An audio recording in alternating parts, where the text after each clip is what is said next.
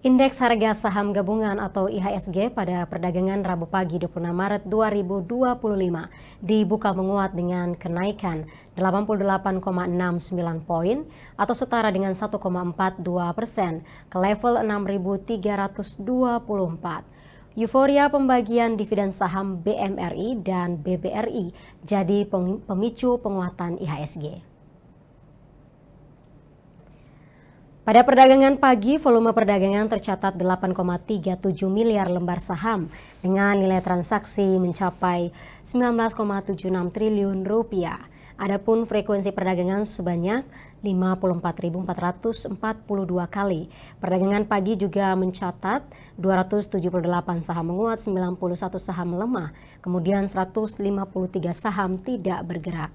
Penguatan signifikan IHSG merupakan efek langsung dari kenaikan sejumlah saham potensial, terutama saham BMRI dan BBRI yang mendukung melesatnya IHSG. Saham Bank Mandiri atau BMRI menguat 285 poin ke level Rp5.025 per saham, usai 90 juta saham ditransaksikan. Nilai transaksi pagi ini mencapai 451 miliar rupiah. Pendorong penguatan yakni Bank Mandiri menyetujui pembagian dividen tahun buku 2024 yang mencapai total 43,5 triliun rupiah. Kemudian Bank BRI atau BBRI berhasil menguat 80 poin ke level Rp3.880 per saham usai 60 juta saham ditransaksikan. Nilai transaksi saham mencapai 230 miliar rupiah. Faktor pendorong penguatannya pun sama, yakni BBRI memutuskan membagikan dividen jumbo senilai 51,74 triliun rupiah. Lantas sejauh mana IHSG akan terbang menjelang libur Hari Raya Idul Fitri? Untuk membahasnya sudah bergabung bersama kami Head of Research Retail MNC Sekuritas Herditya Wicaksana. Selamat sore Pak. Halo, selamat sore Mbak. Pak, apa kabar Pak? Ya, baik-baik saja Mbak. Gimana kabarnya? Baik juga? Baik juga Pak. Pak Didit, ini kita langsung saja Ya. IHSG hari ini kembali ditopang atau kembali menguat. Seperti apa Anda melihat gerak IHSG pada hari ini? Oke, kalau kita perhatikan memang semenjak kemarin ya di tanggal 25 Maret kemarin, ini pergerakan IHSG nampaknya sudah mulai akan berbalik arah. Dan kalau kita lihat pergerakan pada hari ini sudah menembus secara teknikal ya, sudah menembus dari level MA20-nya dan juga disertai dengan adanya peningkatan volume pembelian. Kita lihat juga pergerakan IHSG pada hari ini juga didorong oleh emiten-emiten dari perbankan sendiri, khususnya dari emiten perbankan plat merah begitu ya, di mana memang ini juga masih adanya sentimen dari RUPS dan adanya pembagian dividen. Kalau kita ketahui sudah dimulai dari rencana pembagian dividen dari mulai BBRI, BMRI, dan BBNI sendiri, dan ini kami perkirakan juga menopang dari laju gerak IHSG sendiri. Dan kalau kita cermati dari beberapa indikatornya seperti MACD ini juga sudah mulai menarik, nampaknya sudah mulai untuk membentuk adanya golden cross, kemudian stokastiknya juga mulai bergerak menguat di area netral. Namun demikian yang perlu kita perhatikan bersama bahwa untuk pergerakan IHSG ini nampaknya juga cukup singkat begitu ya, dalam artian tinggal satu hari lagi atau tinggal besok di tanggal 27 Maret dan kemudian selanjutnya hingga tanggal 8 April kita akan menghadapi dari libur Nyepi dan libur Lebaran sendiri. Dan dari sisi makronya juga, dari global ini juga kecenderungannya belum cukup baik, di mana memang Presiden Amerika Serikat sendiri, Donald Trump, ini juga nampaknya sudah memberikan kisi-kisi di mana tanggal 2 April besok ini akan ada kejutan mengenai dari tarif impor sendiri. Dan kita ketahui nampaknya tarif impor akan mulai cenderung dinaikkan 25% sendiri. Dan di mana juga Amerika Serikat sendiri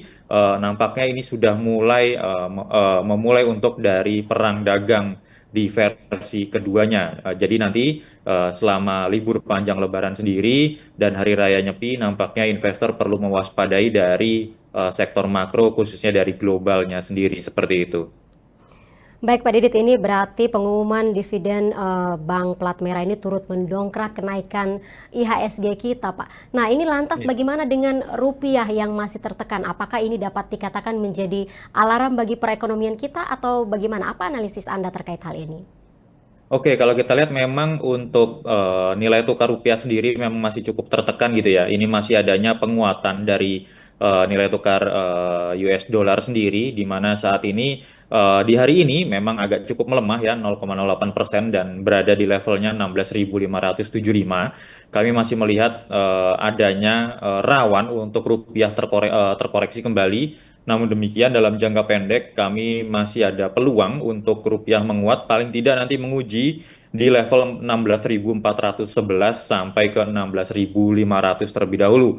Waspadai area 16.694 apabila area tersebut tertembus, maka bukan tidak mungkin rupiah akan kembali melemah secara teknikal nanti akan menguji di 16.800 sampai ke 16.824. Dan kalau kita lihat memang pelemahan nilai tukar rupiah ini disebabkan oleh adanya penguatan dari nilai tukar dolar sendiri. Ini juga berimbas kepada mata uang negara lainnya secara global seperti itu ya. Dan kalau kita lihat memang ini dampak juga dari adanya kebijakan dari Amerika Serikat sendiri mengenai tarif-tarif impornya, di mana tidak hanya dari Kanada, Meksiko, dan China, ini juga relatif meluas, bahkan dari Amerika Selatan sampai ke Eropa sendiri. Ini sudah mulai dalam tanda kutip diajak perang oleh Amerika Serikat sendiri. Jadi memang pergerakan mata uangnya akan cenderung menguat. Namun demikian kalau kita lihat dari indeks dolarnya sendiri sebenarnya juga tidak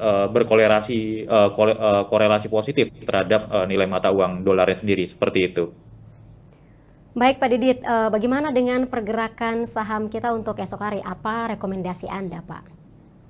Oke, kalau untuk esok hari kita melihat memang tinggal 1 hari lagi ya, kita akan bursa efek juga masih akan buka seperti itu ya, dan di tanggal 27 sampai tanggal 7 April nanti ini bursa efek akan libur menghadapi dari sisi libur Nyepi dan Lebaran seperti itu. Kami melihat memang masih ada peluang penguatan dalam jangka pendek untuk pergerakan IHSG sendiri, di mana nampaknya akan menguji di level 6.509 sampai base case-nya terdekat di 6.557.